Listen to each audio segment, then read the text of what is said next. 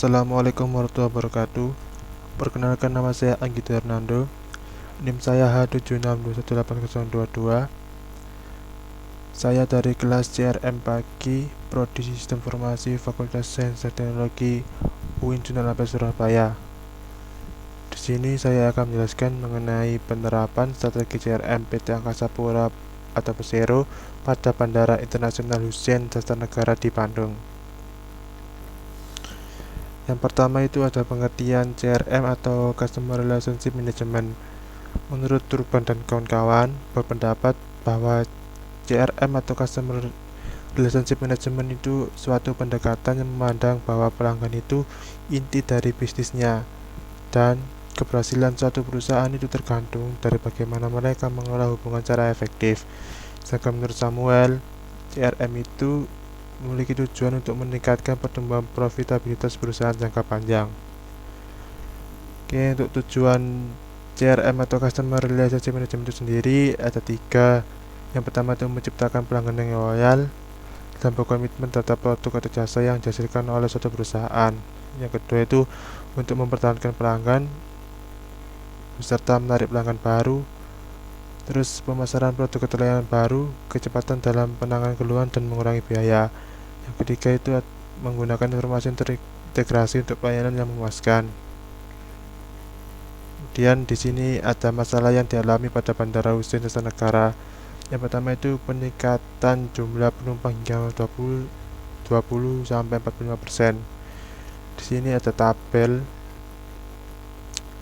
ini dari PT Angkasa Pura, arsipnya 2013 hingga 2015. Di sini terlihat pada tahun 2013 sampai 1 juta penumpang, sementara 2014 Januari hingga Mei naik drastis hingga 3,5 juta penumpang.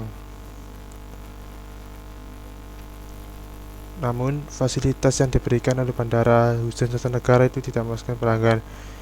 Itu terbukti dari data statistik keluhan pelanggan Bandara Internasional Hussein Sastranegara di Bandung. Kita lihat untuk aksesnya aja 32% pelanggan tidak puas. Rambu-rambu dan informasi 31% tidak puas. Bisa dilihat sendiri untuk pelayanan check-in ini pelanggan masih puas. Kemudian untuk imigrasi dan bea cukai cukup, karena kita lihat di sini untuk pemeriksaan keamanan masih puas 30%. Untuk fasilitas berbelanja dan restoran cukup, rata-rata memilih cukup di poin 3 37%. Nah, ini untuk 3 poin di bawah ini untuk kenyamanan dan fasilitas terminal, lingkungan bandara dan pelayanan kedatangan ini semuanya tidak puas.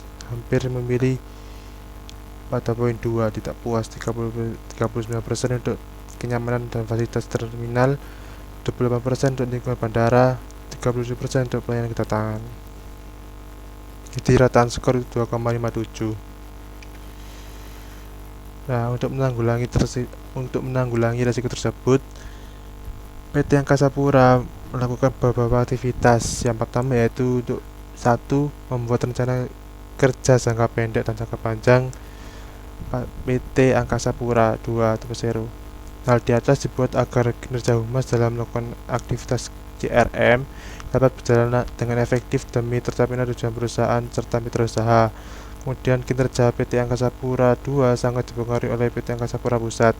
Oleh karena itu, koordinasi yang baik harus dilakukan oleh PT Angkasa Pura II cabang Bandung agar bisa melakukan kinerjanya secara maksimal dan memberikan kepuasan kepada mitra usaha. Yang kedua itu melakukan kegiatan survei kepuasan konsumen kepada mitra usaha, mitra kerja dan penumpang.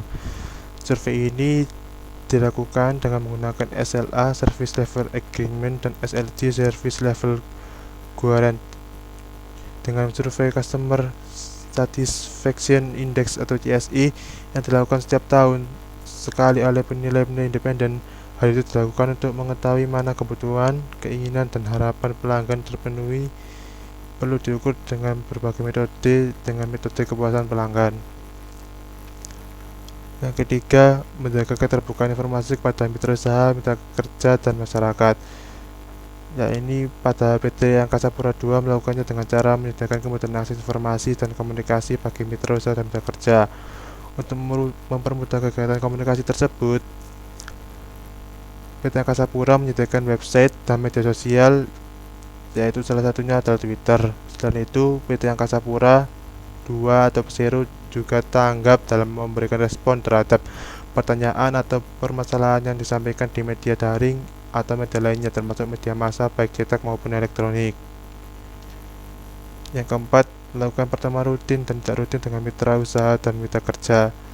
Hal ini dilakukan untuk mengetahui apa yang menjadi keinginan mitra usaha dan mitra kerja. PT Angkasa Pura II atau Persero sering melakukan pertemuan dengan mitra usaha dan mitra kerjanya melalui program facilitation. Yang kelima, melakukan pelayanan program inovasi. Program inovasi dibuat untuk menciptakan image positif PT Angkasa Pura II Persero serta untuk membedakan kinerja PT Angkasa Pura Persero cabang Bandung dengan cabang-cabang lainnya. Nomor 6, bersikap adil dengan mitra usaha dan mitra kerja. Yang ketujuh, melakukan kegiatan monitoring terhadap mitra usaha. Kegiatan monitoring ini dilakukan untuk mengetahui hal-hal yang berhubungan dengan mitra usaha ataupun pemberitaan tentang PT Angkasa Pura II Persero atau Bandara Internasional Hussein Dasar di media massa. Yang kedelapan, melakukan skala prioritas dalam menanggapi permintaan dan keluhan mitra usaha. Jadi, untuk setiap permintaan dan keluhan yang masuk pada PT Angkasa Pura II pasti akan ditanggapi. Namun, dalam memberikan tanggapan tersebut, ada skala prioritas yang dilakukan terutama dengan melihat bobot dari permintaan atau keluhan tersebut. Apabila bisa dipenuhi dalam waktu cepat, maka PT Angkasa Pura II Persero akan berusaha dengan cepat menanggapinya. Namun, apabila permintaan atau keluhan tersebut memerlukan biaya yang besar atau koordinasi dengan pusat. Yang kesembilan yaitu memenuhi dan menepati janji kepada mitra usaha. Untuk dapat terus membina hubungan baik dengan pelanggan, salah satu cara yang harus dilakukan oleh PT Angkasa Pura II adalah dengan memenuhi dan menepati setiap janjinya kepada mitra usaha, termasuk dalam membuat program-program kerjanya yang harus memperhatikan kepentingan mitra usaha juga. Yang ke-10, melakukan tindakan preventif. Dengan melakukan tindakan preventif, sebenarnya PT Angkasa Pura II menggunakan strategi yang merupakan alat untuk mencapai tujuan. Tujuan utamanya adalah agar perusahaan dapat melihat secara objektif kondisi-kondisi internal dan eksternal, sehingga perusahaan dapat mengantisipasi perubahan lingkungan eksternal. Di sini ada alasan PT Angkasa Pura II melakukan strategi Customer Relationship Management atau CRM di Bandara Internasional Hussein Dasar. Yang pertama yaitu mencapai misi, visi, tujuan dan sasaran PT Angkasa II. Yang kedua, pentingnya mitra usaha bagi PT Angkasa Pura II. Yang ketiga, menjaga komitmen antara PT Angkasa Pura III. Yang keempat, membina hubungan jangka panjang antara PT Angkasa Pura II dan mitra usaha. Yang kelima, meningkatkan benefit bagi PT Angkasa Pura II dalam mitra usaha. Yang keenam, menjalin bentuk kerjasama kemitraan antara PT Angkasa Pura II dengan mitra usaha. Yang ketujuh, meningkatkan kepercayaan mitra usaha dan calon mitra usaha kepada PT Angkasa Pura II. Yang kesembilan, mencari tahu kebutuhan dan kepentingan mitra usaha PT Angkasa Pura II. Yang ke-10 ada yang terakhir, menciptakan loyalitas pada mitra usaha PT Angkasa Pura II. Mungkin cukup sekian presentasi dari saya. Apabila ada salah kata, mohon dimaafkan. Wassalamualaikum warahmatullahi wabarakatuh.